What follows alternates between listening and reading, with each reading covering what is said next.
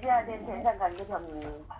이들 내담자는 분열 기제를 사용하여 초기 병리적 대상관계와 관련되는 모순되는 자아 상태를 분리시킨다는 점이 주목받아 왔다. 이제 덧붙일 것으로는 초기에 내재화된 자아 상태가 어떤 소화되지 않은 상태로 이런 해리된 자아 상태들의 부분으로서 지속되는 것 자체가 병리적이며 내재화된 대상관계의 탈개인화, 추상화, 통합을 정상적으로 가져오는 종합 기능을 분열이 방해한다는 것이다. 전형적으로 이렇게 해리된 각각의 자아 부분은 특정한 원시적 대상상을 포함한다. 이것은 상보적 자기상 및 특정한 정동소인과 연관된다. 정동소인은 특정한 내재화가 일어났을 때 활동하던 것이다.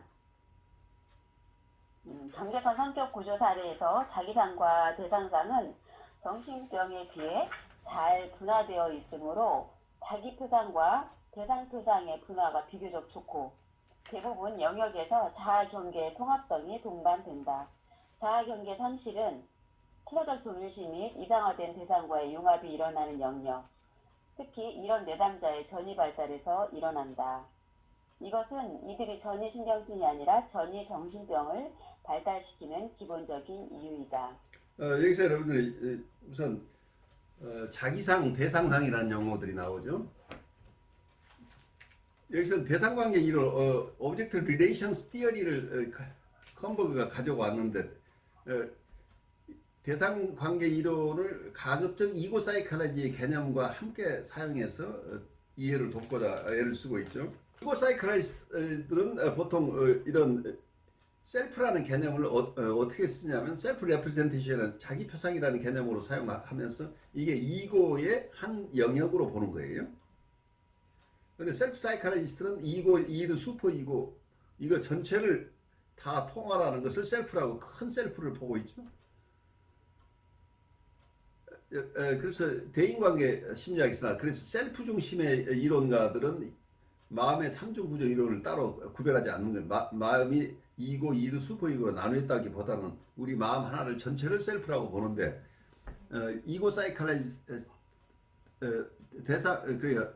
자아 심리학에서는 셀프를 셀프 레프레젠테이션, 자기 표상이라는 개념으로 이고의 한 영역으로 보는 거죠.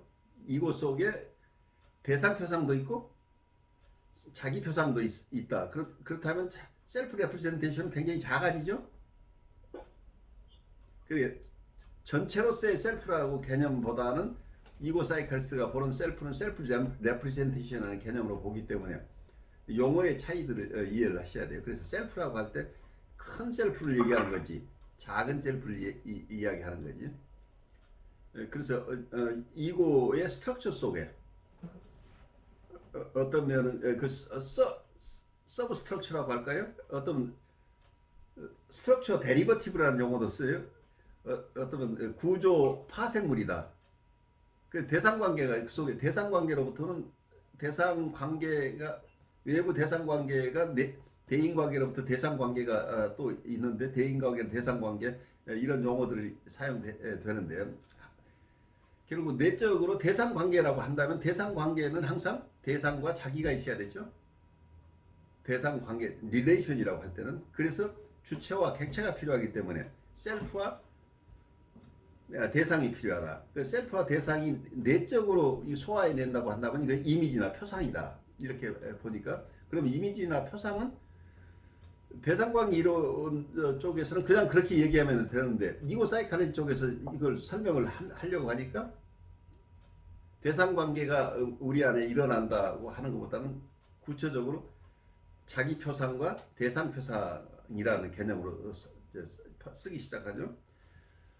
그런데 아마 대상관계 이론 여러분들 공부를 했으니까 초기에 대상 자체를 굿 아브젝트하고 배드 아브젝트로 분리해서 처음에는 이해를 하고 어떤 마가렛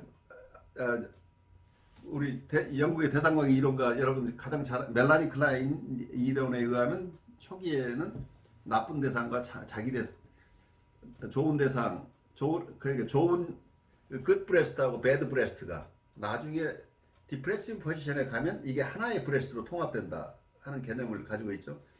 근데 이건 보통 이 기간을 굉장히 초기 1년 안에 다 이게 이루어지는 것처럼 초기 한 6개월쯤 되면 대상 통합이 일어나는 것처럼 이렇게 이해하고 있어서 여기 컴버그가 생각하고 있는 것은 이게 몇 년이 걸린다고 봐요. 최소한 2, 3년 걸려야 이런 통합이 일어난다고 보는데 영국의 멜라니 클라인 그것이 아주 초기 1년 안에 이런 것들이 다 일어난다고 보는데 그 시기가 문제가 아니라 이 개념은 대상관계 개념을 사용해요. 여기서.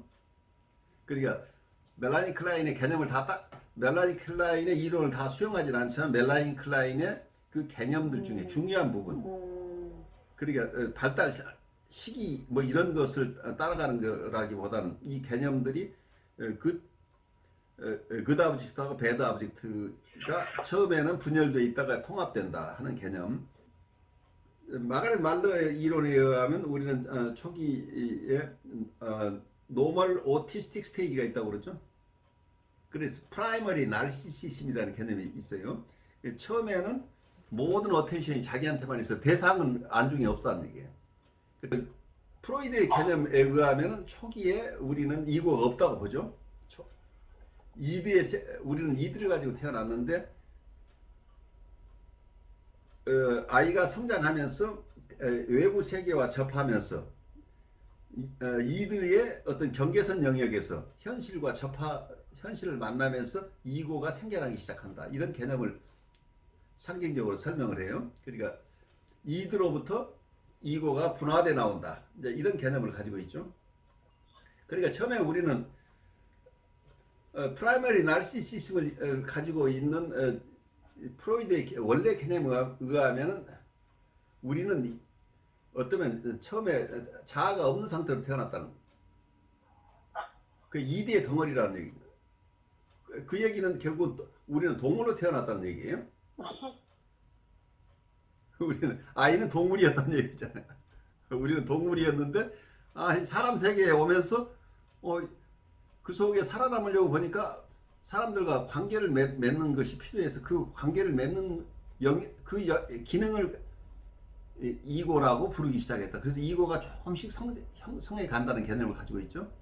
이고가 자라간다. 그런데 나중에 이고 사이칼리스트들도 이게 좀 너무 지나친 것 같다 그래서 우리가 동물이라고 얘기하는 것보다는 처음부터 우리는 undifferentiated matrix를 가지고 태어났다 라고 이제 수정을 해요.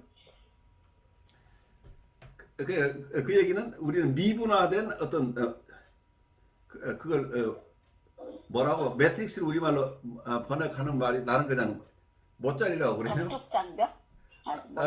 처음에는 모체라고 보통 번역을 하는 것 같아요. 그러니까 이드다 이고다가 아직 그래 사람으로서 태어났을 때 우리는 뭔지 모르지만 하나의 덩어리를 가지고 있었던 정신적인 것. 그러니까 미분화된 모체가 있었다. 그래서 언디퍼렌시에이티드 매트릭스가 있어서 거기에서 나중에 이드도 분화돼 나오고 이고도 분화돼 나온다. 이런 개념을 써요. 그러니까 처음부터 이드라는 얘기보다는 아직 분화되기 전의 상태. 말하자면 요즘 생물학에서 얘기하는 줄기세포 같은 게 있었다는 얘기죠. 그래서 거기에서 나중에 분화돼 나왔다. 이런 이론을 얘기를 하는데 어쨌든 처음에 이고가 없었다고 얘기가 할 수 있겠죠.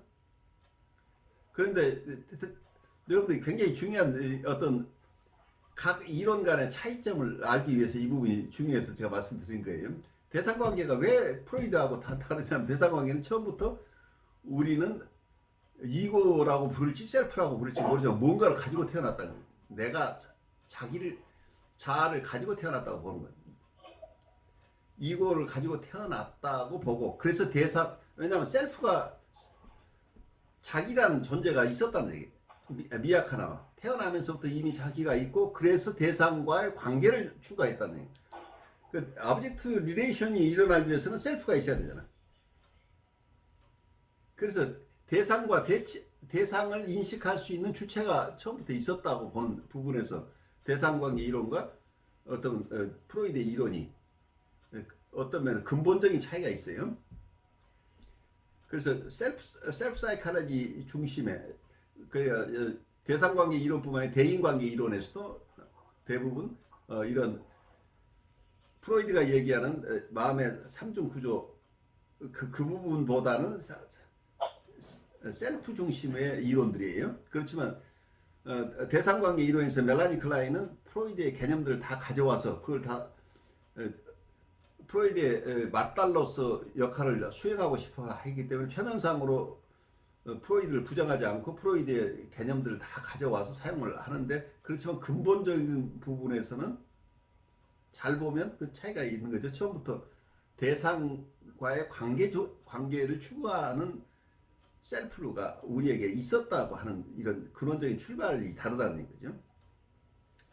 그러면은 대상과 셀프가 있다고 하면 셀프와 대상이, 그러니까 셀프와 어더라고 어더, 나와 자기가 있다고 하는 건 자기와 다른 대상을 인식할 수 있어야 되겠죠. 그래서 자기 표상이라고 하는 것은 대상 표상과 항상 맞물려 갈 수밖에 없죠.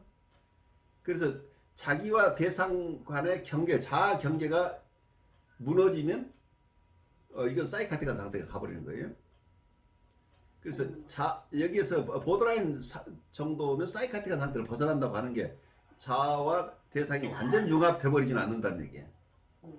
그 사이카틱한 상태에 가면 이게 완전히 심바시스라고 할까요? 머징 상태에 들어가 버리면 이게 사이카틱한 거죠.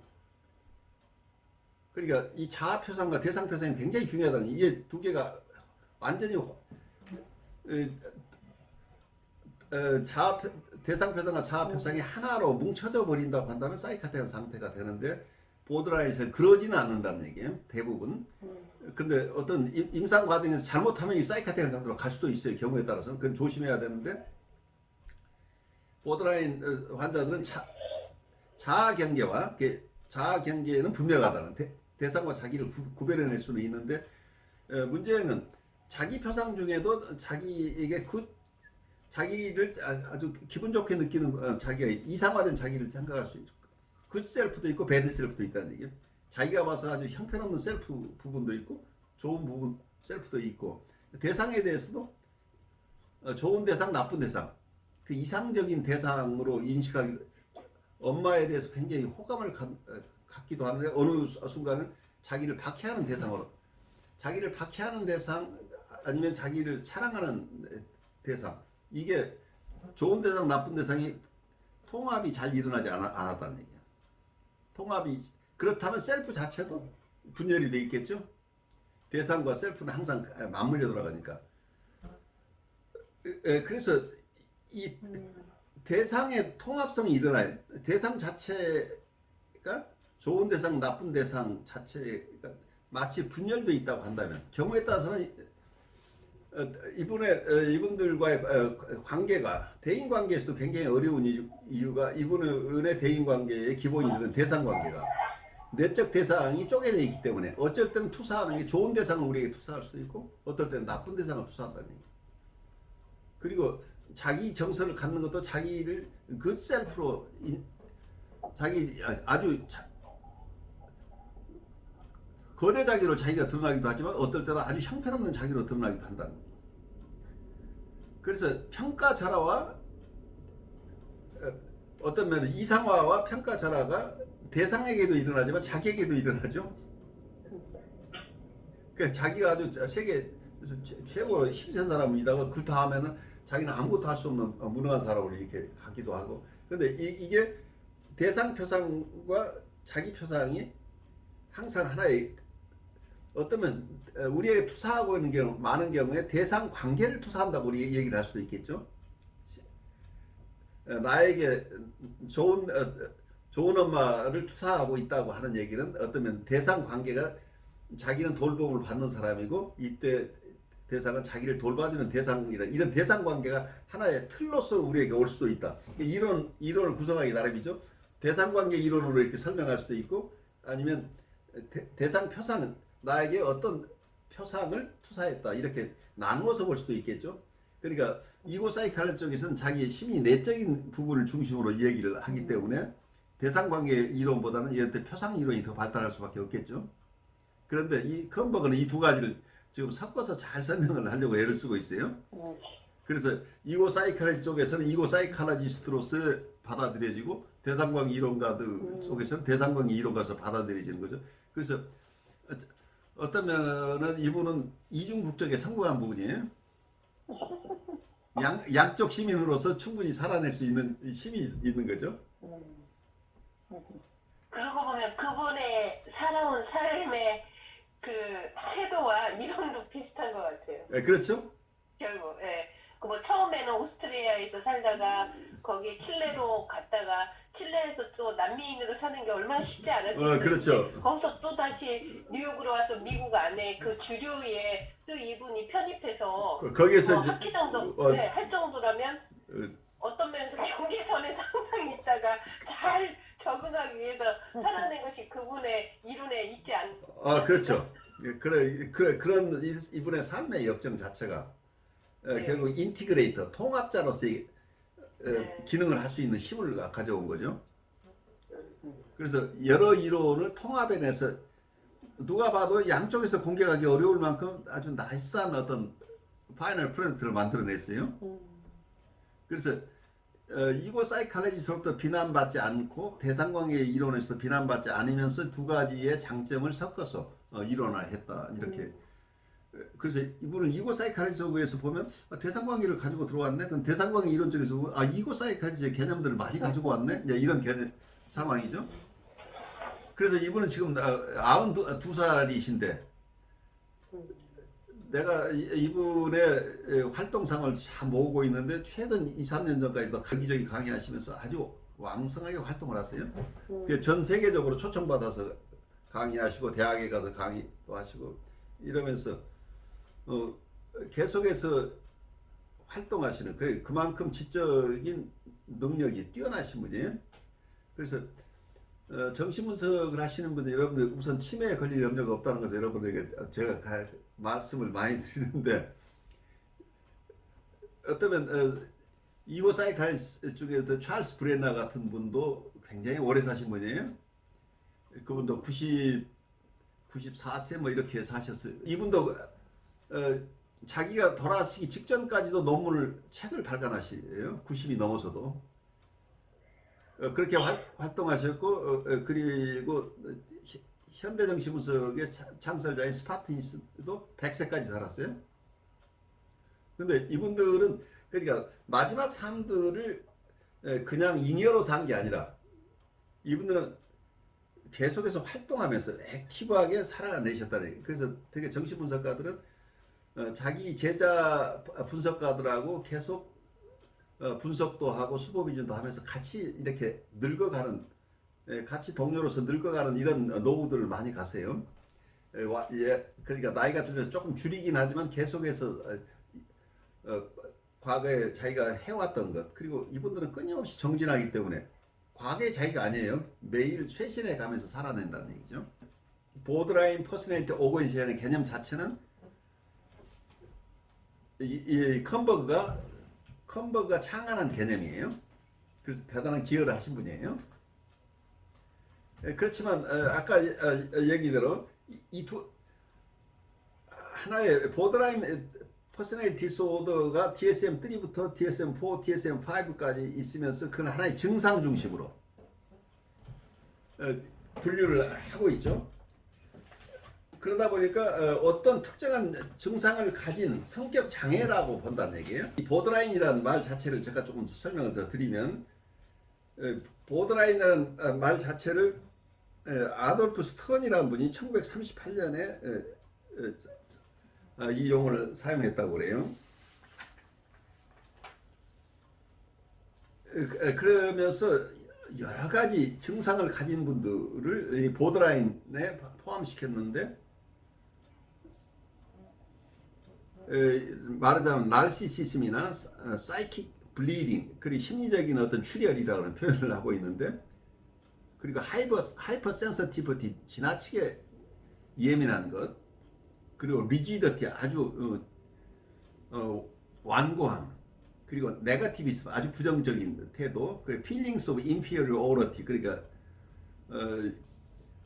이건 열등의식이죠. 그리고 메소키즘이라 하는 게 우리가 그 피약증이죠. 피약적인 태도. 그리고 constitutional incapacity to tolerate stress. 스트레스를 감내할 능력이 약한 사람. 그리고 리얼리티 테스팅, 현실 검증에서 어려움이 있는 사람. 이제 이런 개념을 가지고 아돌프 스턴이라는 분이 보드라인 개념을 처음으로 공식화했다고 봐요. 그게 한 1938년 경의 얘기인데, 그러면서 그 뒤에 이런 개념을 떠나서 실증적인 연구, 실제 케이스들을 중심으로 임상적인 연구들이 일어나는 임피리컬 스타디를 하신 분이 로이 그링커 시니어라는 분이 있는데, 이분하고 그분의 동료들이 여러 가지 작업을 했는데, 거기에 대해서 존 군더슨과 마가렛 싱거라는 분이 거기에 대한 논평을 하면서 하나의 논문을 쓰셨던 것으로 보여요. 그때 이 보드라인 퍼스널리티 디스오더라는 말이 사용되기 시작해요. 보드라인 퍼스널리티 디스오더라고 하면서 성격 장애자 중에 한 부류로 이렇게 이 개념이 잡힌 거죠. 그러니까 자개적 성격 장애자, 혹은 우리가 우울적 성격 장애, 혹은 강박적 성격 장애, 혹은 편집적 성격 장애, 분열적 성격 장애, 여러 가지 어쩌면 우리의 인격 장애, 성격 장애를 분류하는 게 굉장히 다양해요. 그리고 DSM에서 분류하는 것도 다르고, 또 PDM이라고 해서, DSM이라고 할 때는 이건 보통 정신과 의사들이 분류를 DSM이라고 그래요. 근데 정신분석가들이 하는 분류하는 체계는 또 PDM이라고 있어요. 근데 양쪽에서 성격 분류가 성격 장애자에 대한 분류가 달라요. 그만큼 이게 우리가 꼭 어느 하나가 옳다고 할 수 있기보다는 여러 사람들이 각각 다양한 의견을 내기 때문에, 어떤 말하자면 유아적인 성격 장애 이런 개념들이 여기도 나올 텐데, 그것이 어느 DSM에서는 있다가 나중에 그 DSM에서 빠져버려요. 근데 보통 이런 DSM 진단 매뉴얼 자체가 굉장히 폴리티컬하게 결정이 돼요. 어느 질병이나 장애 요인을 넣는데 거기에 모인 사람들이 합의를 통해서 하기 때문에. 근데 이론은 굉장히 다양하잖아요. 임상도 다양하고, 많은 분들이 합의해서 어떤 질병 분류를 하고, 질병에 대한 그 디스크립션도 하고, 거기에 대한 여러 가지 논의를 하는 것을 이제 책으로 엮는데, 매뉴얼로 만드는데, 그 과정이 매번 여러 차 바뀌어 나가는 거죠. DSM이 지금 5까지 왔는데 1, 2, 3, 4, 5가 각각 다르고, PDM도 지금 2판까지 나왔어요. 정신분석가들도 그러는 과정인데, 그 속에 아까 우리가 얘기했던 존 군더슨이나 마가렛 싱거가 처음으로 보드라인 퍼스널리티 디스오더라는 용어를 사용했는데, 그 용어가 1980년도에 DSM-3에 반영이 돼요. 그리고 공식적으로 DSM 진단 매뉴얼에 여기서 경계선 성격 장애라는 용어가 들어갔는데, 그 용어가 지금도 사용되고 있어요. DSM-5까지. 그래서 거기에서는 하나의 성격 장애, 여러 성격 장애 중에 하나로 들어가 있는 부분이에요. 근데 우리가 보통 보드라인이라고 얘기할 때 그렇게 이해를 해야 맞아요. 보통 의사들이 얘기할 때는 그 DSM-5에 있는 그 증세를 보이는 분을 설명하고 있다, 이제 이렇게 이해를 하셔야 되는데, 보드라인 퍼스널리티 디스오더의 DSM-3 중심으로 들어갔던 것은 어떤 얘기냐면, unstable sense of self, 자기 자신과 자신에 대해서 자신에 대한 감각 자체가 불안정하다는 얘기예요. 다른 얘기로 하면 identity disturbance라고, 자기의 정체성의 혼란이에요. 그리고 두 번째가 disturbed interpersonal life characterized by facilitating but intense relationships. 이분들의 개인적인 인터퍼스널 관계, 대인 관계가 대인 관계 자체가 불안정하다는 얘기예요. 그게 불안정하지만 굉장히 인텐스리 정서적으로는 굉장히 강렬한 관계를 맺는데 이게 불안정하다는 얘기예요. 그러니까 좋았다 나빴다 하는 거죠. 그리고 세 번째는 a superficial neurotic-like picture associated with a tendency towards occasional psychotic breaks. 어떨 때는 신경증 환자 같을 때는 어떨 때는 가끔 사이카틱한 어떤 증세, 사이카틱한 상태로 그게 크진 않지만 사이카틱한 정신증적인 어떤 현상들을 가끔 보인다는 얘기예요. 그리고 네 번째는 contradictory presence of intense affects with a dreadful sense of inner emptiness. 이분들은 내적으로 emptiness라는 내적인 공허함이 있는데 외부로는 강렬한 정서를 드러내는 강렬한 정서가 안정된 정서가 아니라 서로 상반되는 정서가 나타나는. 그래서 어떨 때는 사랑한다, 미워한다가 좋고 나쁜 것이 번갈아 가면서 일어나는 게 컨트라딕트라는. 그리고 이분들은 임펄시버티가 있다. 그 충동성이 있다는 얘기이고, 그리고 여섯 번째는 chronic rage at others coupled with self-destructiveness. 이분들은 자기 파괴적인 경향과 함께 외부 대상에 대한 엄청난 분노를 가지고 있다. 그리고 일곱 번째는 intolerance of being alone. 혼자 있는 것을 참아내지 못한다. 그리고 여덟 번째는 chaotic sexual life. 이분들의 성생활이 상규를 벗어난다. chaotic하다. 아주 어지러운 성생활을 보여주고 있다는 얘기고. 그리고 아홉 번째는 inordinate sensitivity to rejection by others. 이분들은 다른 사람들에게 거절받을 것에 대한 두려움을 가지고 있다. 다른 사람들로 거절받을 것인가에 대해서 아주 노심초사한다는 얘기를 하고 있죠.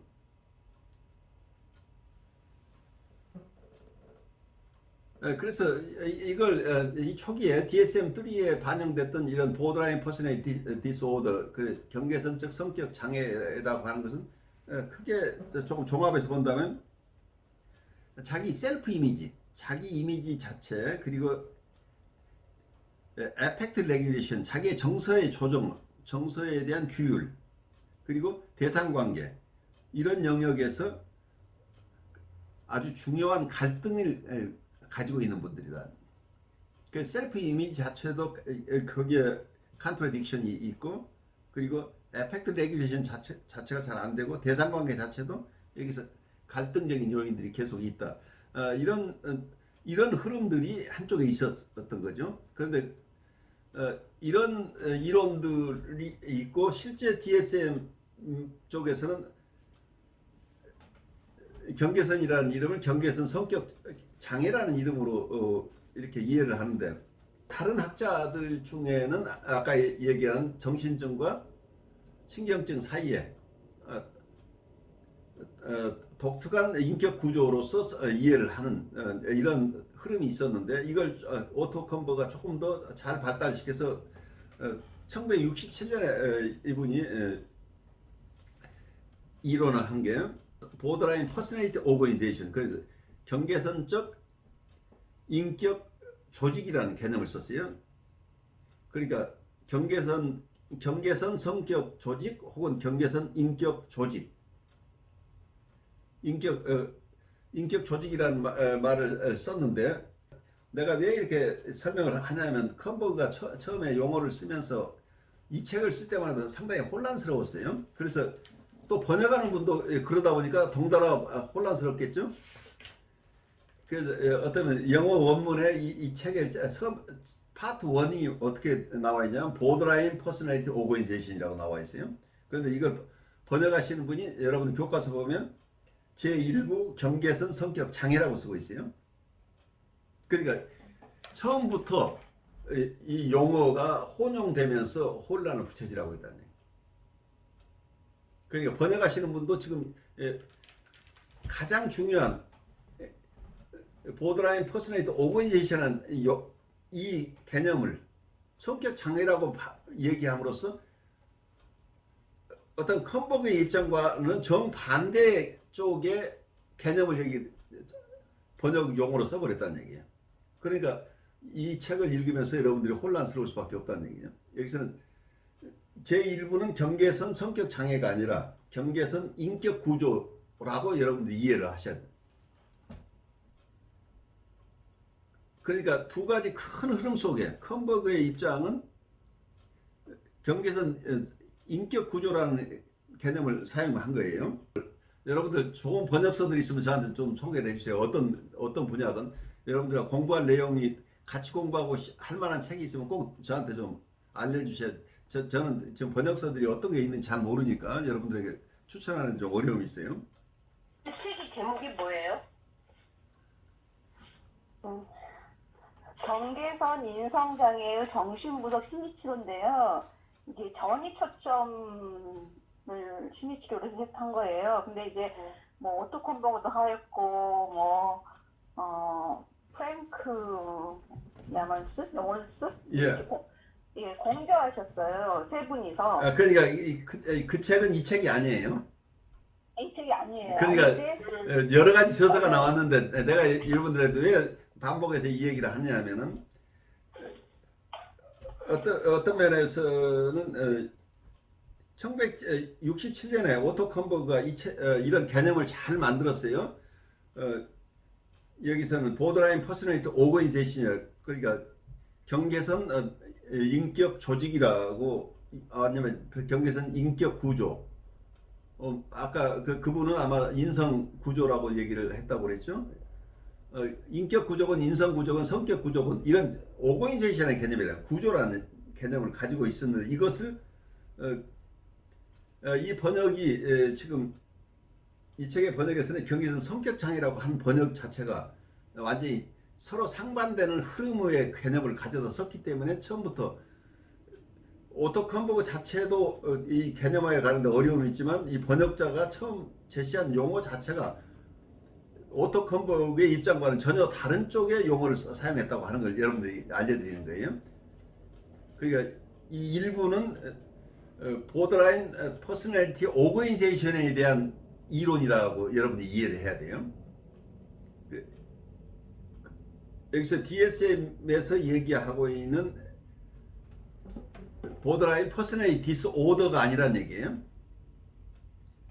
그런데 컴버그가 아까 인티그레이터라고 그랬죠. 인티그레이터라고 하다 보니까 이 책을 쓸 때 어쩌면 DSM에 있는 그 증상들을 가진 사람들의 얘기를 처음에 증상군이라고 해서 너무 많이 얘기를 하고 있었죠. 그러다 보니까 거기에는 어쩌면 굉장히 히스테리 성격부터 해서 유아적인 성격, 모든 우리가 전에 봤던 것 기술적 분석, 진단적 단서가 되는 순간, 그래서 진단적 단서라고 하니까 이러한 증상이나 증후군을 있다고 해서 바로 보드라인 페이션트라고 얘기를 할 수 있는 것은 아니지만 이런 사람들 중에 보드라인 환자들이 많다 이런 것인데, 그것은 그렇게 중요한 부분이 아니죠. 오거니제이션이라는 입장에서는. 근데 이 부분을 먼저 씀으로 해서 마치 그것을 다 읽어야 보드라인 퍼스널리티 오거니제이션을 이해할 것처럼 거기에 어떤 증상이나 증후군 중심으로 너무 첫 번째 얘기가 시작이 돼서 여러분들이 더 혼란스럽다는 얘기예요. 그런데 컴버그가 주장했던 건 아까 자기 논문에 주장했던 얘기를 제가 조금 요약해서 보면, 우리의 인격 구조를 이분은 병리적인 인격 구조를 사이카틱 퍼스널리티 오거니제이션 그리고 뉴라틱 퍼스널리티 오거니제이션, 그 중간에 보드라인 퍼스널리티 오거니제이션, 그러니까 인격 구조 자체를 이렇게 나누었다는 얘기예요. 하나를 더 덧붙인다면 노멀 퍼스널리티 오거니제이션이라고 얘기를 한다면 정상적인 인격 구조가 있는데 병리적인 인격 구조를 가지신 분들은 이게 신경질적인 인격 구조가 있고 사이카틱한 인격 구조가 있는데 그 중간에 보더라인 인격 구조가 있다. 이런 이론이에요. 그렇다면 이 중간에 있는 보더라인 퍼스널리티 오버제이션에 있는 사람 인격 구조인데 그 인격이 우리가 인격 어떤 성격이나 인격이라고 할 때 성격에 여러 종류가 있죠. 많은 다양한 성격이 있겠죠. 우리가 퍼스널리티 디스오더라고 나와 있을 때는 퍼스널리티 디스오더가 굉장히 다양하게 10개, 15개 이렇게 다양한 퍼스널리티 디스오더가 있는데 그 디스오더마다 각각 다른 성격인데 그 개개의 경우마다 사이카틱한 레벨도 있고 보드라인 레벨도 있고 뉴라틱한 레벨도 있다는 얘기예요. 컴버그의 처음 페이지 3에 나오는 얘기가 뭐라고 얘기를 하고 있냐면 There exist an important group of psychopathological constellations which have in common a rather specific and remarkably stable form of pathological ego structure. 여기서는 이고 스트럭처라는 개념을 쓰고 있어요. 그러니까 병리적인 자아 구조가 안정적인 자아 구조가 그러니까 안정적인 병리적인 자아 구조를 가진 이런 환자층이 있더라고 이해를 했어요. 그래 스테이블한데 이게 이고 스트럭처가 병리적이라는 이고 스트럭처 자체가 병리적인 이런 환자층을 얘기를 하고 있는 거죠. 그 다음 나오는 얘기는 이런 얘기래요. The ego pathology differs from that found in the neurosis. And the less severe characterological illnesses on the one hand and psychosis on the other. 이 부분을 우리가 간과하기 쉬운데 이 보드라인을 이해하는 데 굉장히 중요한 개념을 얘기를 하고 있어요. 첫 번째는 여기서 이고 패탈라지라고 봤다는 게 자아의 병이다. 근데 이고라는 말을 여기서는 쓰고 있지만 또 다른 셀프 사이칼리스트 속에서는 셀프의 질병이라고 볼 수 있겠죠. 그러니까 우리 코업 같으면 셀프 자체가 셀프 자체를 중심으로서 이론 구성을 하고 있죠. 건강한 나르시시즘도 있지만 패탈라지컬한 어떤 나르시시즘 쪽을 연구를 하면서 셀프의 병리를 굉장히 중요하게 봤는데 여기서는 이고 스트럭처의 문제라고 보고 있는 거죠. 이고 스트럭처라는 결국은 다른 쪽에서는 셀프라고 얘기를 할 수 있는데 병리적인 자아 구조가 있다는 자아 구조, 병리적인 자아 구조를 가지고 있는데 이분들은 병리적인 자아 구조가 굉장히 안정적으로 되어 있다. 그러니까 그건 고착되어 있는 병리적인 구조라는 얘기죠. 근데 그분들은 우선 보통 뉴로시스라고 하는 신경증과 다르다는 게 보통 일반적으로 여러분들 보는 신경증 그리고 또 한쪽에서는 캐릭터로라지컬 일리시스라고 하는데 성격 장애 중에 어떤 성격 장애를 가진 사람들 중에 아주 경미한 그러니까 아주 심각하지 않은 성격 장애와 구별된다. 이건 성격 장애 중에 가장 시비한 케이스라는 얘기예요. 여기서 그래서 보통 우리가 뉴로시스라고 설명을 하는 뉴로시스 이론이 과거에 있었지만 또 한쪽에서 발달한 이론들이 성격 장애 이론들이 발달되어 있죠. 그러니까 캐릭터로라지컬 일리시스라고 하기도 하고 또 한쪽에서는 퍼스널리티 디스오더스라고 하고 있는 거죠. 그런데 성격 장애 중에 아주 심각한 경우를 얘기를 한다는 그러니까 경미한 것하고는 구별된다는 얘기죠. 그래서 한쪽에서는 일반적인 신경증과 구별되고 또 한쪽에서는 경미한 성격 장애와 구별되는 이쪽에서 구별을 해내야 된다는 얘기고 또 한쪽에서는 또 사이코시스하고 구별돼야 되겠죠. 한쪽에서는 정신증도 아니고 한쪽에서는 신경증도 아니고 또 하나는 성격 장애들이 있는데 성격 장애 중에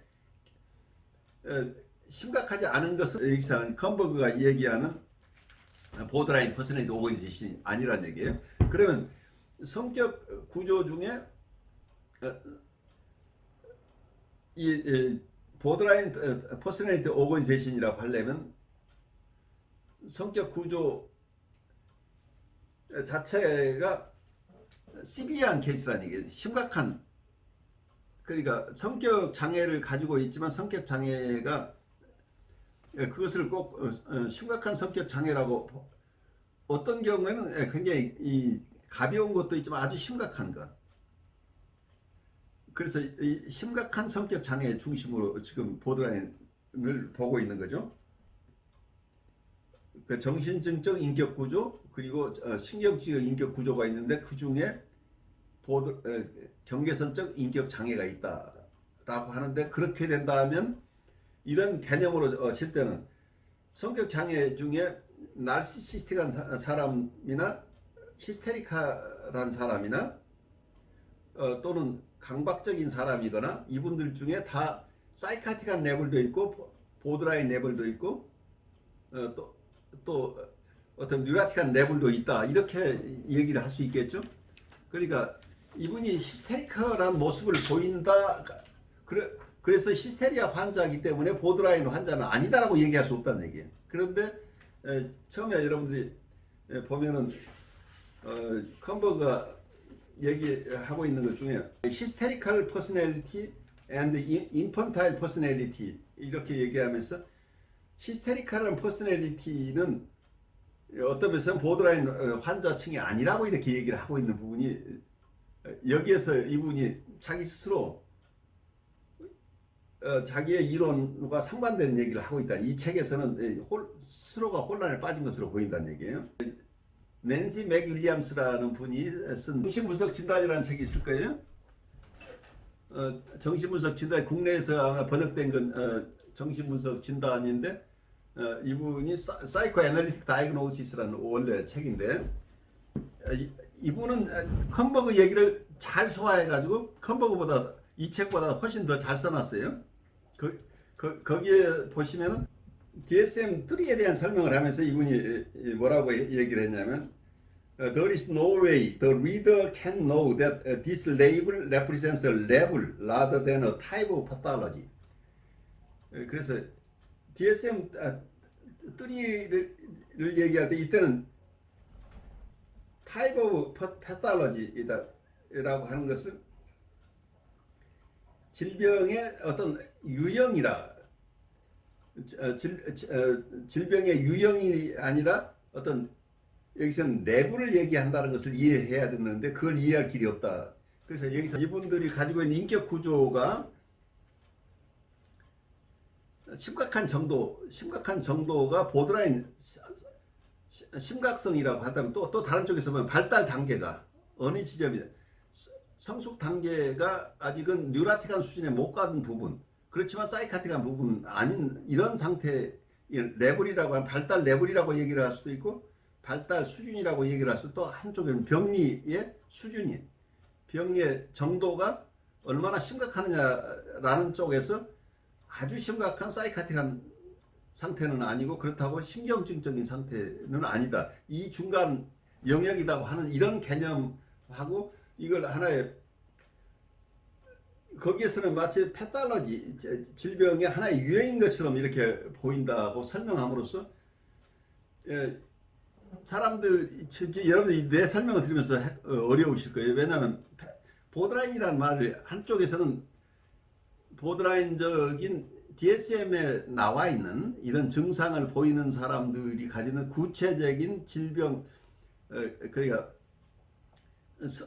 인격 장애, 구체적인 인격 장애는 다른 인격 장애하고 구별되는 것.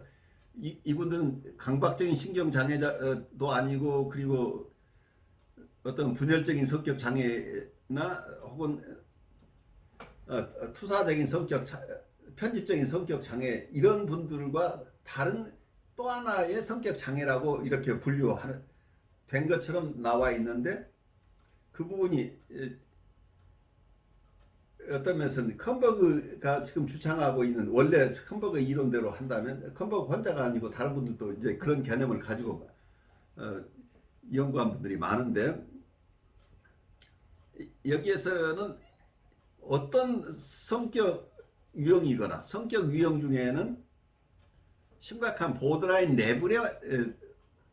수준의 환자들이 있다고 하는 거기 때문에 아까 제가 예를 들어서 히스테리성 성격 장애를 가지신 분 속에도 구체적인 사람에 대해서는 이분들은 다 그냥 이분은 보드라인이 아니고 어떤 인펀타일한 퍼스널리티만 보드라인이다고 이렇게 마치 대조되는 것처럼 설명을 하고 있는데 그 설명이 우리를 더 혼란스럽게 한다니 히스테리컬한 성격을 가진 사람 중에도 사이카틱한 레벨에 있는 사람도 있고 보드라인 레벨에 있는 사람도 있고 뉴라틱한 레벨에 있는 사람들이 있다고 하는 이 개념을 이해해야만은 이게 모순에서 빠져나올 수 있다는 얘기예요.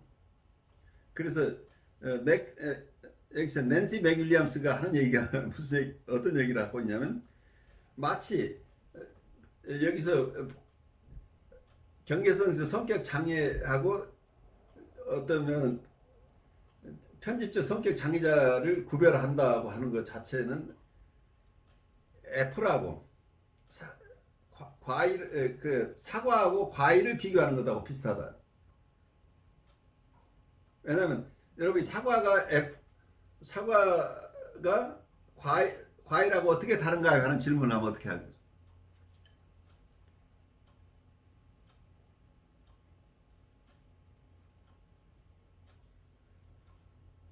그러니까 교수님 이거는 그냥 그 교집합 합집합의 관계하고 비슷한 것 같아요. 그렇죠? 그러니까 그 시스테릭이나 자기애적이나 이런 강박증 환자한테 보더라인 성격장애도 이 성격 구조도 같이 있을 수 있다라는 거잖아요. 그렇죠. 그러니까 사실은. 모든 성격 장애 중에 예. 어떤 사람은 보드라인 퍼스널리티 오거니제이션 수준에 있는 사람들이 있다는 얘기예요. 네네. 그러니까. 보통 저희 이제 정신과 같은 데서 근무하다 보면 이런 말을 하잖아요. 네. 자기애적인 어떤 성격적 구조를 가진 사람들도 보면은 약간 뉴로틱한 신경질적인 레벨이 있지만 경계선적인 레벨도 좀 보인다라고 이렇게 보통 통상적으로 이야기를 하잖아요. 네, 네.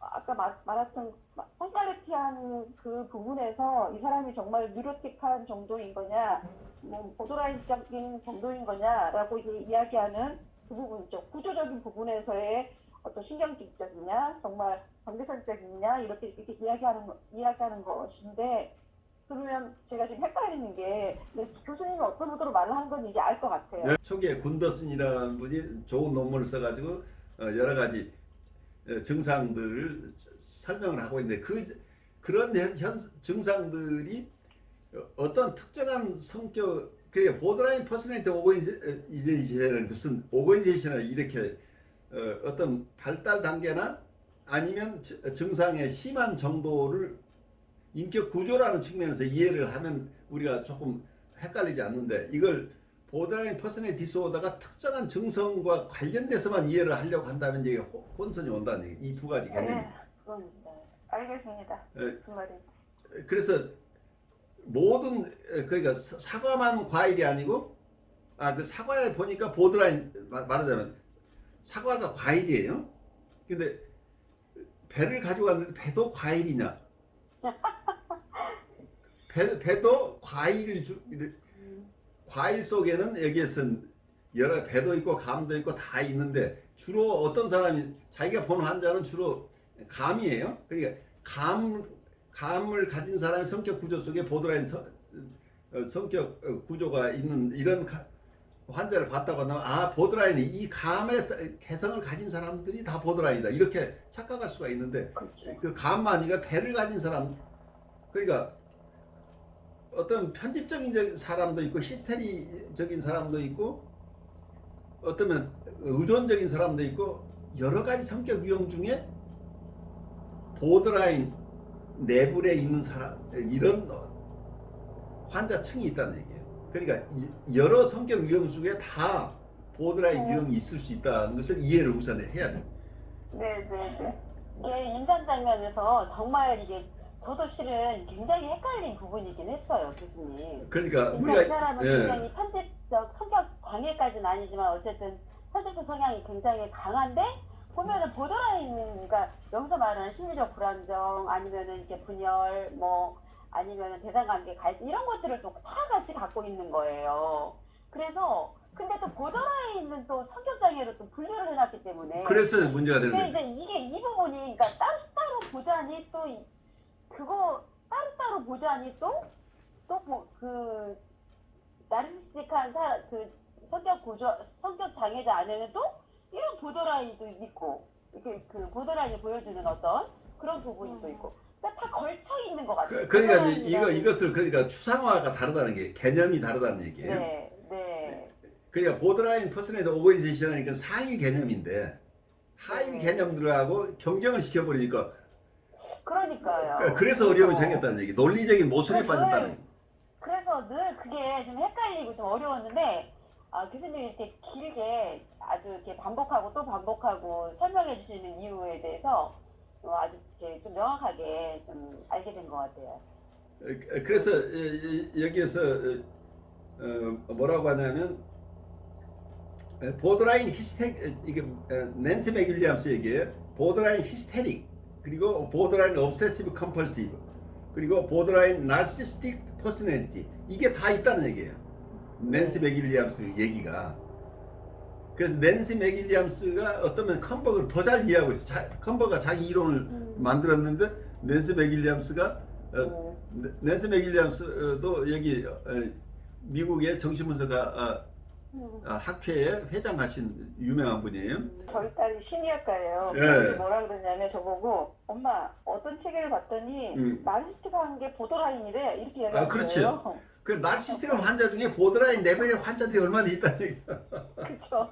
근데 그렇게 책이 적어져 있는 거예요. 딸 그 그 교재 중에. 예. 그래서 그것들을 정말 이꼴은 아니잖아요. 이거는 그러니까 뭔가 일정 부분 포함하고 있지만 그렇죠. 이꼴은 또 아니거든요.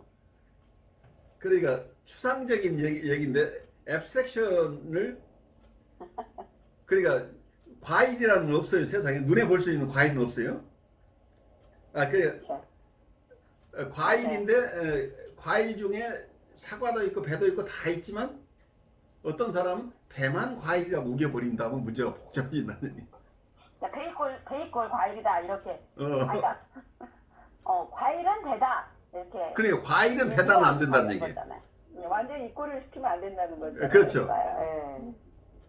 그러니까 여기서 히스테리아 환자 중에 또 마치 여기에서 컨버그는 히스테리아 환자는 보통 이분이 만나본 그 당시까지 만나본 히스테리아 환자들은 그래도 기능이 좋았던 분들이었던 그렇죠. 레벨 자체가 상당히 뉴라틱한 레벨이었던 이분들은 보드라인은 아니더라 이런 경험을 가지고 썼는데 이분의 이론을 피요하게 보고 임상 경험이 더 많았다고 한다면 뉴라틱한 수준에 있는 부분이 아니라 여기서 보드라인 퍼스널 오버이제이션을 보이는 히스테리아 환자도 얼마든지 있을 수 있는데 이분이 그렇죠. 이게 잘못 봤다는 얘기.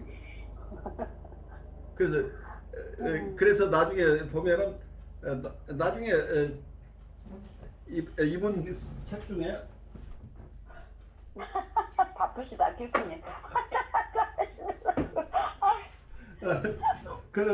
이 컨버그를 이해하려고 애를 쓰다 보니까 컨버그가 우리를 너무 도전을 시키는데 이분이 Severe Personality Disorder라는 책을 또 나중에 써요. 그러니까 이분의 책이 많은데 이제 이 책을 쓸 때쯤에서는 이분이 더 분명해졌던 것 같아요. 그래서 여기에서는 두 가지를 명확하게 구별해서 DSM에서 얘기하는 하위 개념으로서의 보더라인 퍼스널 디스오더라는 게 있고 이걸 이분들 그러니까 DSM에서 얘기하는 보더라인 퍼스널 디스오더는 보더라인 퍼스널리티 오버이제이션의 하나의 대표적인 하나의 예예요. 그렇지만 다른 퍼스널리티 중에 아까 강박적이거나 또는 편집적이거나 편집적이거나 여러 성격 장애들이 있는데 그 성격 장애자 중에는 여기에서는 보드라인 퍼스널리티 오버이제이션 레벨에 있는 사람들이 어디에서나 있을 수 있다 하는 것을 충분하게 이해를 하고 이걸 잘 설명할 수 있어야 된다는 얘기예요. 그렇죠.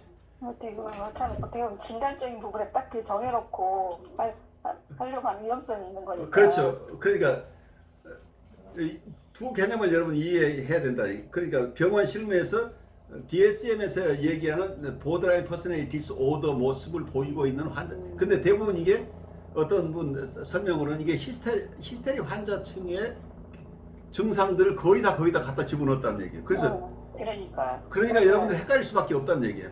맞아요. 그러니까 나이스한 페이션트들한테도 나타나는 것도 많고.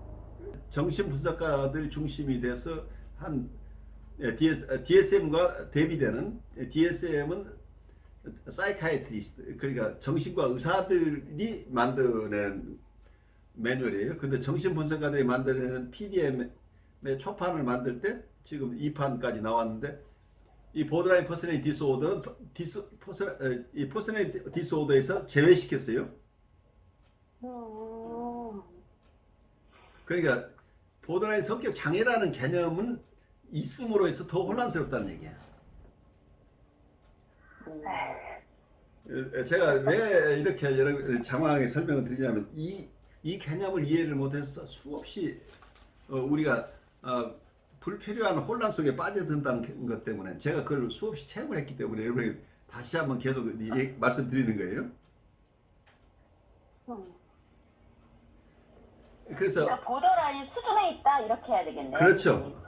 자기애적 환자인데 이 사람은 보더라인의 레벨에 있다. 그렇죠. 수준에 있다. 바로 그거죠. 그게 레벨이. 맞는 거죠. 보드라인 레벨에 있다. 네, 보드라인 레벨이다. 보더라인이 되게 헷갈리는 거. 감각적인 것도 있고 편집적인 거, 자기애적인 거 다 갖고 있는 거예요. 그런데 또 보더라인이라고 똑딱이 또 별도로 또 이렇게 줄 수 없는 게 또 다 같이 갖고 있어요. 제가 편집 성향이 강한 어떤 분을 또 알고 있는데 그분 안에 또 자기애적인 부분, 또 편집적인 부분, 강박적인 부분, 또 그런 부분들도 히스테릭하면 다 같이 갖고 있는 거예요. 너무 헷갈리는 거예요. 그래서 지금 오늘에서야 정말 조금 이렇게 명확하게. 그러니까 여러분의 잘못이 아니고 이론가들이 맞아요. 여러분들 혼란스럽게 만든 거예요, 사실은. 그러니까 여러분들이 열심히 이건 맞다고 듣고 계속 공부해 왔는데 여기서 얘기한 것하고 저기서 얘기하는 것이 각각 다른 개념인데 이걸 같이 이해하려니까 힘들어지는 거죠. 보더라인이라고 뭔가 이렇게 칭은 하지만 뭔가 뒤가 찝찝하고 항상 그랬던 것 같아요. 그렇죠? 그렇지 않았어요? 저는 그런 경험들이 많았거든요. 실은. 그래서 여기서 컨버그 얘기를 우선 크게 우리가 계속 공부해 나갈 거지만 요약한 얘기를 우선 제가 설명을 좀 드릴게요. 보드라인 퍼스널리티 오거니제이션이라고 할 때는 이게 캐릭터 스트럭처인데 인격 구조인데 이 구조 속에는 아이덴티티 디퓨전이래. 그러니까 정체성의 혼란이 있다는 거예요. 그리고 프리다미넌스 오브 스플리팅 오버 리프레션 억압보다는 분열 기제가 더 많이 사용된다. 스플리팅이 거의 많이 일어난다는 얘기고 그리고 lack of self and object constancy 그러니까 자기 셀프의 항상성과 대상의 항상성이 없다는 거예요. 이 얘기는 셀프 자체가 자기가 기분 좋은 셀프하고 기분 나쁜 셀프가 번갈아 가고 있죠. 그래서 셀프가 통합되어 있지 않다는 거예요. 셀프가 컨스턴시 항상성 있는 셀프가 없다는 얘기예요. 그리고 대상 자체도 항상성이 없다는 거예요. 그래 대상 자체하고 나가 구별이 안 되는 것은 아니에요. 나와 남을 구별을 하는데 그 대상 자체가 얘가 좋은 대상으로 비쳤다가 나쁜 대상으로 비쳤다가 이게 수시로 오고 가는 거예요. 근데 대상 자체가 널뛰고 있을 뿐만 아니라 자기가 또 자기를 느끼는 것 자체가 또 널뛰고 있다는. 그러니까 이 두 개의 표상이 계속 유동적이기 때문에 어떤 안정된 어떤 정서를 누리기가 굉장히 어렵겠죠. 그리고 marked pre-Oedipal correlation to the Oedipus complex. 이분들은 에디퍼스 컴플렉스에도 프리-에디퍼란 지점으로부터 오는 영향이 굉장히 크다는 거예요. 그래서 에디퍼스 컴플렉스인 것처럼 보이는데 사실은 프리-에디퍼란 지점의 이슈들과 섞여 있기 때문에 여러분들이 내담자를 볼 때 프리-에디퍼란 지점과 에디퍼란 지점이 섞여 있는 것을 많이 여러분들이 경험할 거예요. 그게 이게 보드라인 성향이라는 얘기예요. 그래서 이런 부분이 주로 큰 골자로 컨버그가 아주 잘 이론을 했어요. 그래서 그 이론한 것을 우리의 우리가 계속해서 이 책을 가지고 공부를 할 텐데 문제는 이분 스스로도 처음에 너무 욕심을 내다 보니까 DSM에 있는 것과 자기의 이론을 통합해서 하나의 이론으로 같이 조금 이번에 아까 인티그레이트라고 그랬죠. 통합을 하는데 귀재인데 그거 DSM까지도 여기 자기 이론 속에 그냥 쉽게 소화할 것처럼 이렇게 야심을 가졌던 것처럼 보여요. 그런데 나중에 가서 이러다간 더 혼란스럽다고 해서 조금 더 그걸 구별해내는 쪽으로 아까 제가 보여드린 책자에서는 그걸 좀 더 선명하게 드러내신다. 그러니까 우리가 학자들의 글을 읽을 때도 이분들이 자기 안에서 명확해가는 과정들이 있는데 그 과정 속에서 어느 책에서는 아직 그것이 클리어하지 않은 상태의 것을 읽을 때 조금 조심해야 되는 거죠. 그래서 아까 우리 융을 읽을 때도 융의 어떤 저서를 보면은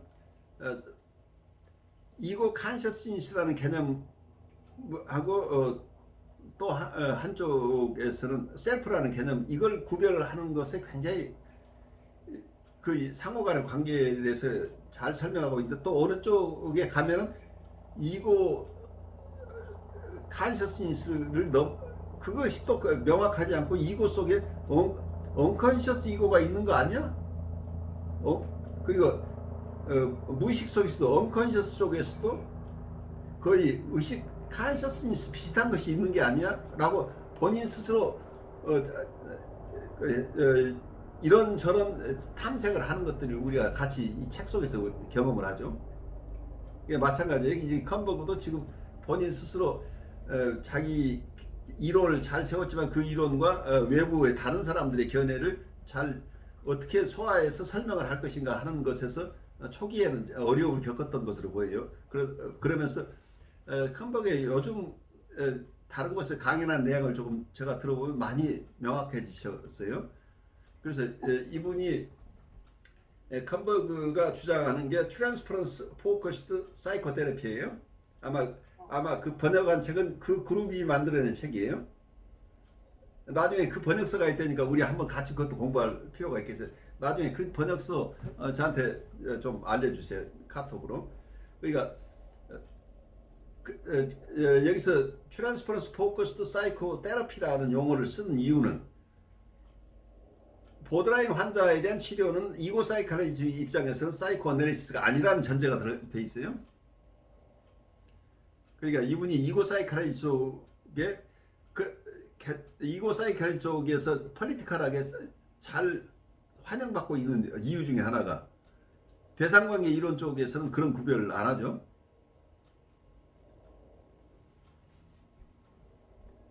그래서 사이코애널리시스라고 하면 대상관계 이론가들은 사이카틱한 사람이나 보드라인 환자를 구별하지 않고 다 그냥 정신분석으로 보고 있어요.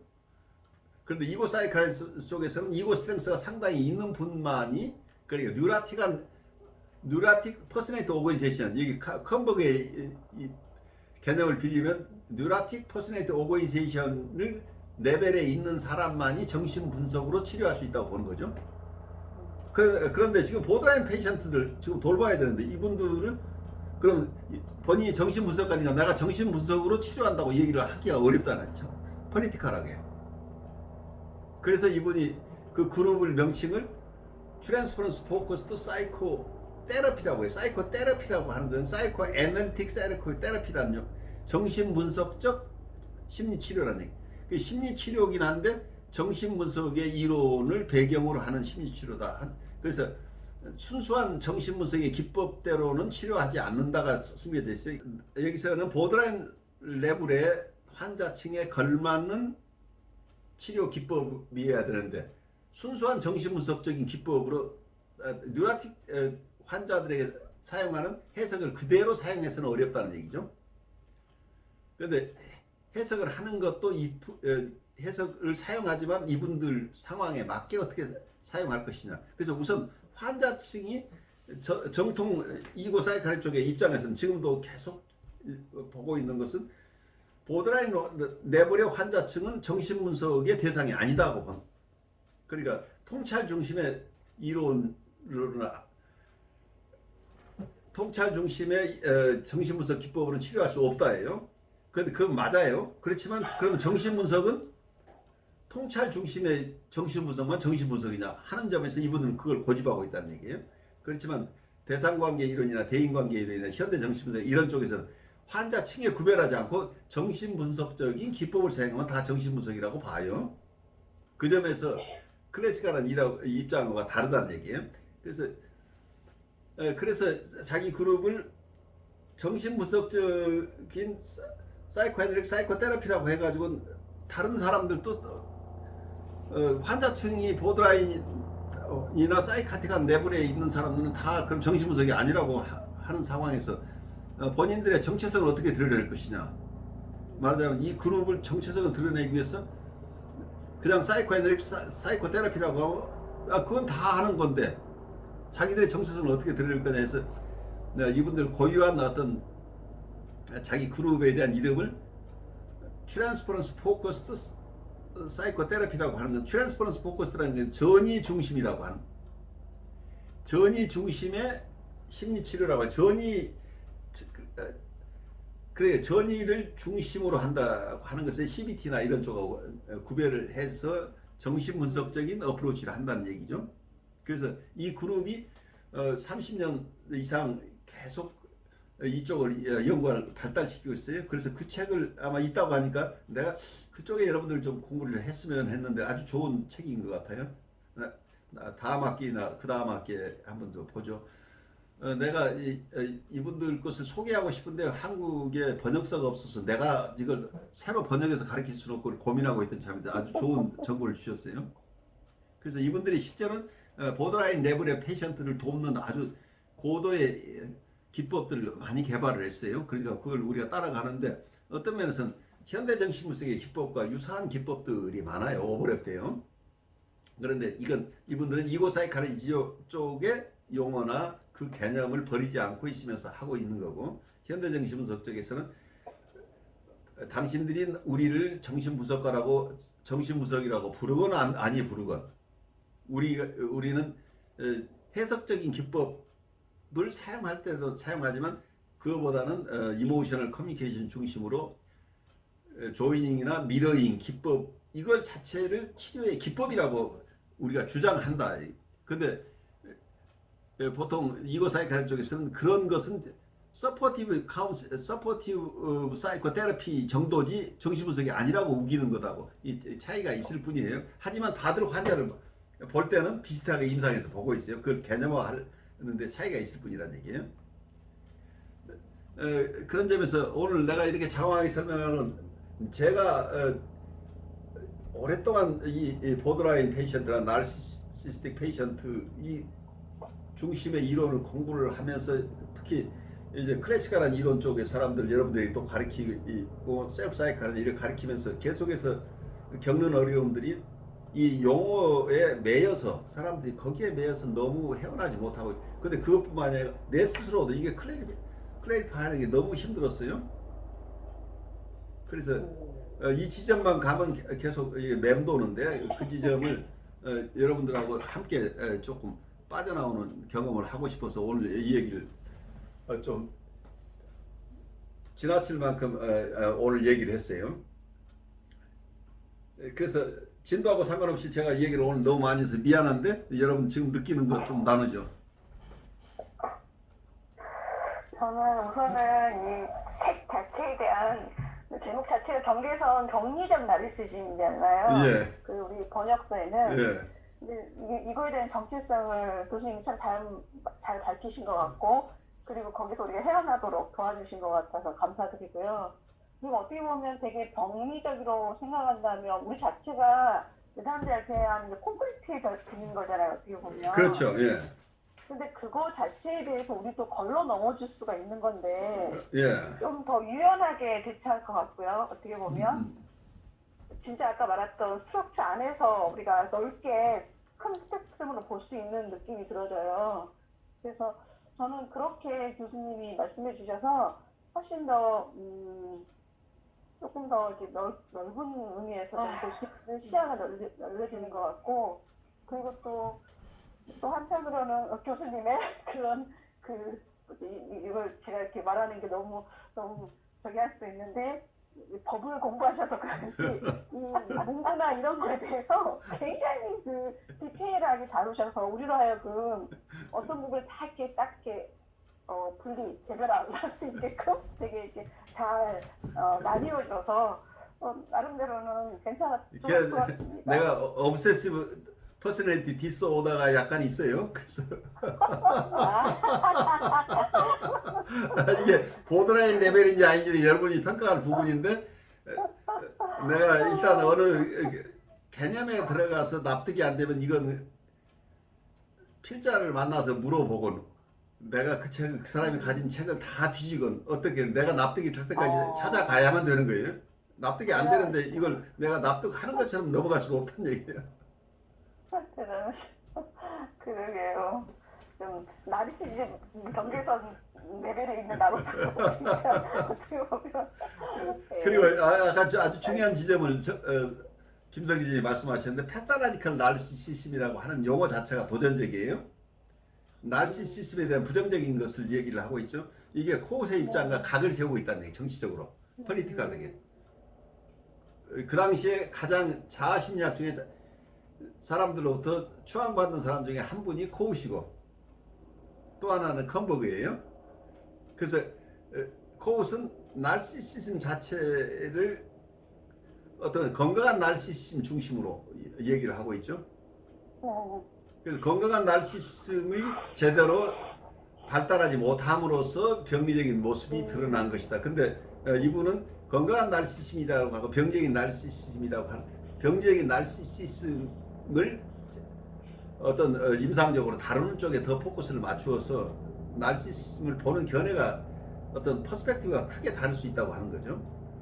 그래서 어쩌면 여러분들이 종합적으로 볼 때 꼭 이렇게 부정적인 나르시시즘만을 우리가 염두에 둘 것이냐 아니면 발달 심리적으로 봐서 코웃의 어떤 나르시시즘이 발달 과정에서 장애를 일으킨 것이냐 하는 퍼스펙티브가 다를 수 있다. 이제 이렇게 이해를 하는 것도 좋을 것 같아요.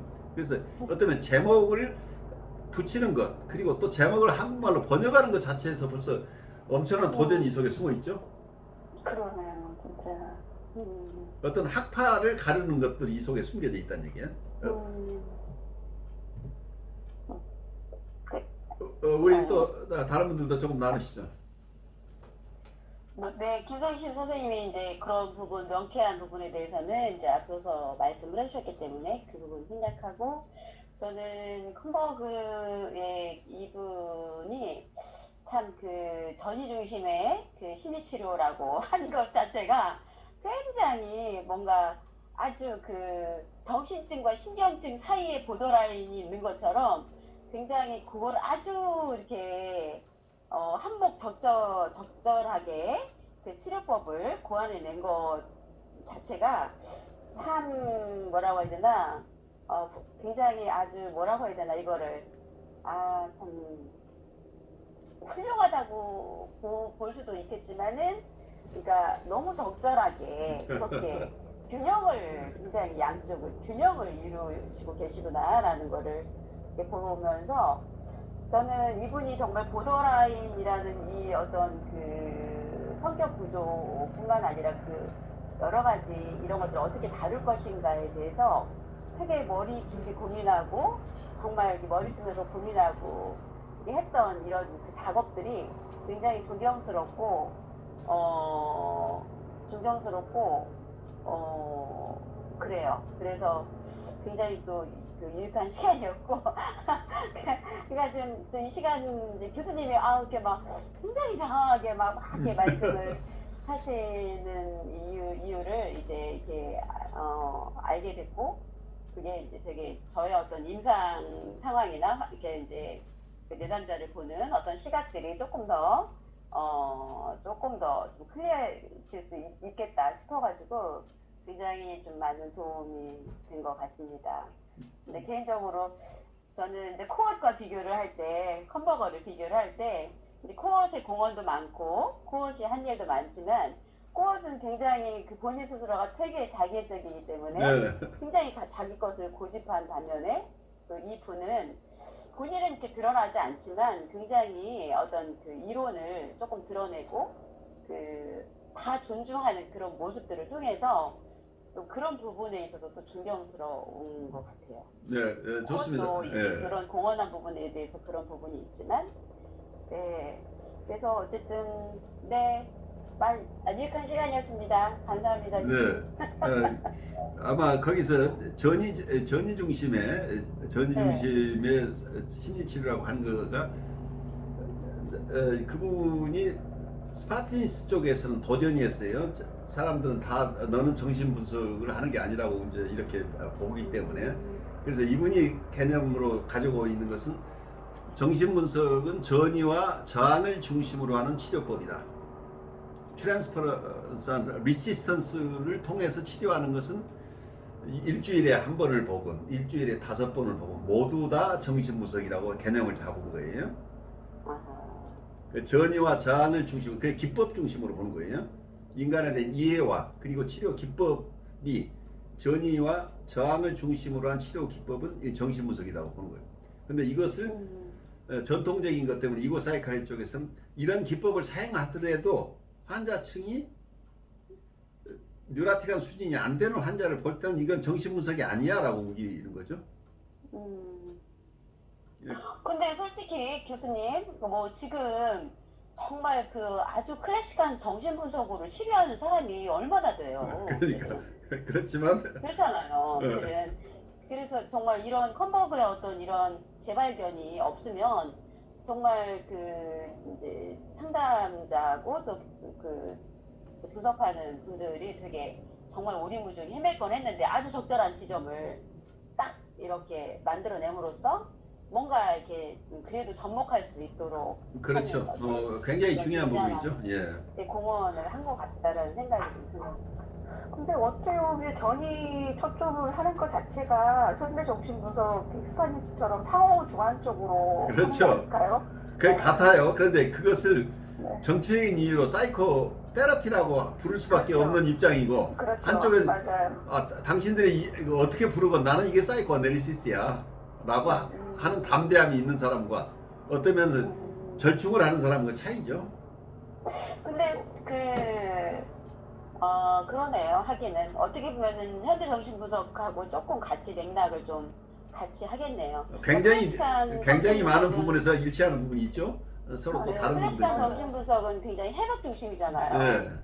해석 중심인데 그게 우리가 말하는 어떤 그런 해석이 아니라 굉장히 막 그 깊은 무의식을 막 이렇게 통찰함으로써 분석가가 통찰해냄으로써 그거를 막 씹어서 딱 주는 거잖아요. 근데 그것은 정말 그렇게 하는 정신분석가가 과연 많이 있을까라고 생각할 때 그렇게 많지는 않은 것 같거든요. 실은. 그래요. 그래서.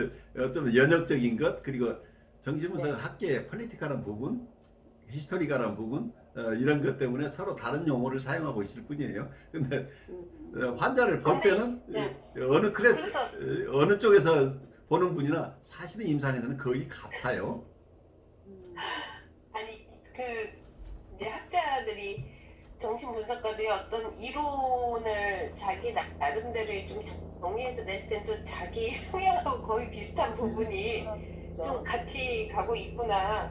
아 이것도 갖고 오고 저것도 꼭 보더라인처럼 어디 하나 할 수 없는, 사실은 어떻게 생각하면 클래시컬한 그 정신분석적인 것이 때로는 이제 또 필요 주장을 하는 이유가 억압과 관련된 그렇죠. 부분을 이들은 되게 중요하게 여기기 때문에 억압되지 않은 사람과 억압돼서 그 어떤 신경증을 아는 건 정말 구별이 돼야 되고 그거에 대한 또 진단이 또 돼야 돼서 저는 이 지금 경계선 장애 이 부분을 하면서 지금 제가 상담하고 있는 제 내담자를 굉장히 많이 이해하고 있어서 굉장히 지금 많은 생각을 했는데 처음에 왔을 때는 제가 이분이 신경증 환자인 줄 알았거든요. 그렇죠. 예예. 아주 중요한 어떤 임상을 하고 계세요. 그러니까 이분들은 변덕이 죽을 듯이하죠. 네네. 그리고 그 어떤 자기 표상과 그 자기 안에 있는 대상에 대한 이 부분이 달라진 것도 전 지금 다 이해가 좀 되고 있어요. 그 그렇죠. 부분을 보면서 네네. 그러니까 분명히 대상과 구별은 되는 것 같아요. 대상이 그러니까. 구별은 되는데 일단 임상 안에서 그 자신 스스로에 대한 정체성에 대한 수시로 바뀌는 거. 그게 혼란이 있는 저에 거죠. 대해- 네. 네네. 저 치료자에 대한 그 다르게 변화하는 것들을 이 내용을 지금 보면서 어떻게 어떤 한 영화 장면처럼 그냥 탁탁탁 이렇게 꽂혀오는 것 같은 느낌? 굉장히 저는 지금 도움을 받고 있습니다. 그래요. 그리고 네, 아까 교수님 지나치다게 했는데 그렇게 지나치게 설명하신 것들이 오히려 이해와 또 충분한 그 안내의 역할이 된 것 같아서 저는 개인적으로 굉장히 좋은 시간이었던 것 같아요. 저는 모던 사이코애널리시스 쪽에서 제가 정신분석을 접했기 때문에 끊임없이 이 보드라인이나 나르시스틱한 사람들에 대한 이론을 그쪽의 이론과 다른 분의 이론, 특히 클래시컬한 이론 쪽에 이고 사이칼 쪽의 개념들과 내가 스스로 이걸 통합해내야 하는 어떤 그런 절박한 상황 속에서 제가 계속 공부를 했던 것 같아요. 그래서 뭔가 서로 다른 얘기, 용어는 비슷한데 다른 얘기를 하고 있는데 같은 환자를 두고 너무 다른 퍼스펙티브로 이야기를 하고 그것을 개념화하는 것도 다르고 해서 많이 혼란스러웠어요. 그래서 여러분이 날시시즘이라는 말 자체도 굉장히 혼란할 거예요. 모든 프리헤드판 환자는 날시시스틱 환자라고 얘기하는 개념도 있어요. 그러니까 그래서 나르시스틱 우리가 사이코 뉴로시스도 있지만 그 외에 데이비드 되는 것은 그런 층 이외의 환자, 프리헤드판 환자층 전체를 나르시시즘의 문제로 보는 이런 큰 나르시시즘이 있고 또 나르시스틱 퍼스널리티 디스오더의 개념이 또 있어요. 그러니까 여기서 보드라인 개념 때문에 우리가 고민을 하는 것하고 똑같이 나르시시즘에 대한 개념도 여러분들이 아는 것 같지만 사실은 굉장히 혼란스러우셨을 거예요. 나르시시즘 전체를 뉴라틱한 수준에 이르지 못한 프리헤드판 수준에 있는 환자들의 상황, 왜냐하면 분리개별화가 충분하게 되지 않은 상황이면 결국은 어텐션이 자기한테 있죠. 그래서 리비도가 프로이드식으로 얘기하면 리비도가 셀프에게 가 있다는 얘기죠. 셀프나 자아에게 리비도가 가 있는 상황이니까 이게 그러면 나르시시즘 속에 있다는 얘기예요.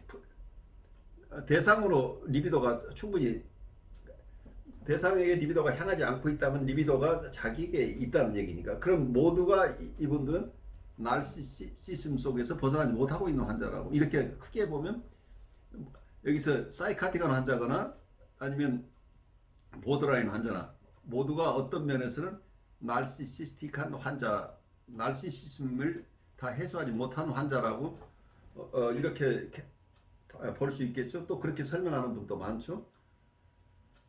그런데 구체적으로 이 사람 자기애적이야, 자기애적 성격 장애라고 할 때는 구체적으로 분리개별화가 안 되고 어떤 심바이오시스 상태 그 레벨에 있는 모든 사람을 얘기하는 게 아니고 자기를 거대 자기 중심으로 성격 구조, 성격이 형성되어 있는 이런 앞으로 우리가 자기애적 성격 장애를 구별을 하던 구체적인 아주 스페시픽한 프리헤드폰 환자 중에 나르시시스틱한 성향을 구체적인 어떤 성향을 보이는 환자층만을 나르시스틱 퍼스널리티 디스오더라고 한다는 얘기예요. 거기서 이 나르시시즘이라는 개념 자체가 굉장히 스페시픽하게 다르게 사용되고 있다는 얘기. 그래서 어쩌면 우리가 큰 그림, 작은 그림 그 용어들이 혼용되고 쓰고 있는 것을 우리가 식별해내는 우리가 좀 클래리파이가 되면서 사람들을 용어로 인한 어떤 면은 언어의 혼란 때문에 실제 우리가 도와줘야 될 분들을 잘 언더스탠딩 하는데 우리가 혼란이 오게 되면 이분들 잘 이해하지 못하는 결과가 되는 거죠. 많은 용어로 부르다 보니까 그 용어에 매여서 우리가 오히려 더 혼란스러울 수도 있다고 하는 것 때문에 여러분하고 공부하는 과정 속에서는 저는 끝없이 내가 혼란스러움에서 빠져나와야 되니까 여러분이 혼란스러움에 있으면 내가 못 봐요. 그래서 여러분하고 같이 이 작업을 해야 될 거예요.